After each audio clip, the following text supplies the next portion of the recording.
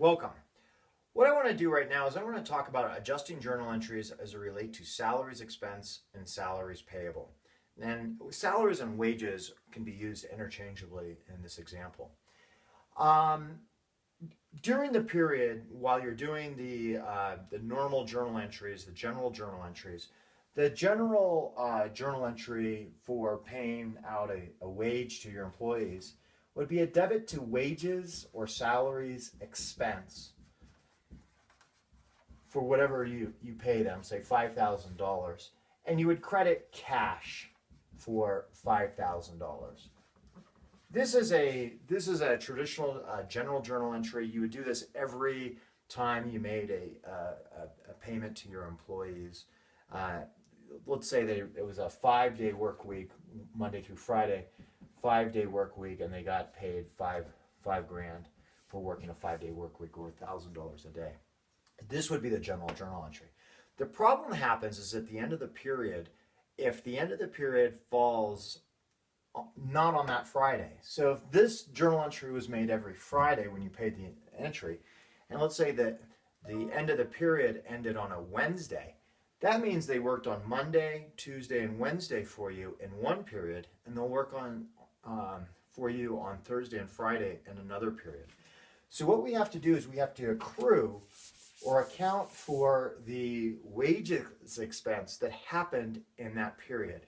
So at the end of the period, let's just say 9/30, okay, so we have a September 30th year end. The end of the period fell on a Wednesday, so if 9/30 was a Wednesday, I don't think this year 9/30 falls on a Wednesday, but assuming that 9/30 was a Wednesday, that means your employees worked for you Monday, Tuesday, and Wednesday, so 3 days. If $5,000 represents 5 days of work, then 3 days would be $3,000. So what we would do is we would accrue those expenses. We would say debit to wages expense for $3,000 and a credit to wages payable also for $3,000. So whereas this would be our general journal entry done during the period, at the end of the period, assuming that the end of the period fell not on a payday, we would debit wages expense, which is the income statement account, and credit wages payable, which is our balance sheet account. On Friday, which would be October 2nd, obviously we would need to pay our employees the $5,000. They would be expecting to receive $5,000. So we would credit cash for the $5,000. We would no longer owe our employees anything, so this $3,000 credit would be debited for $3,000.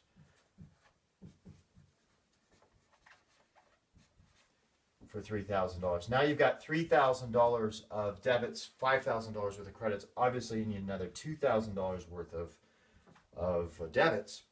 And the $2,000 debit here is the wages expense that happened on Thursday and Friday of the new month, or October in this particular example. So it would be wages expense for $2,000. So up here, this is the general journal entry that you would make every Friday, except for and you have the adjusting journal entry, which would be made at the end of the period, and then on Friday, October 2nd, you would make this journal entry here. And that's the reason why we're doing all of these adjusting journal entries is because of the matching principle. And again, the matching principle is trying to match the revenues with the expenses.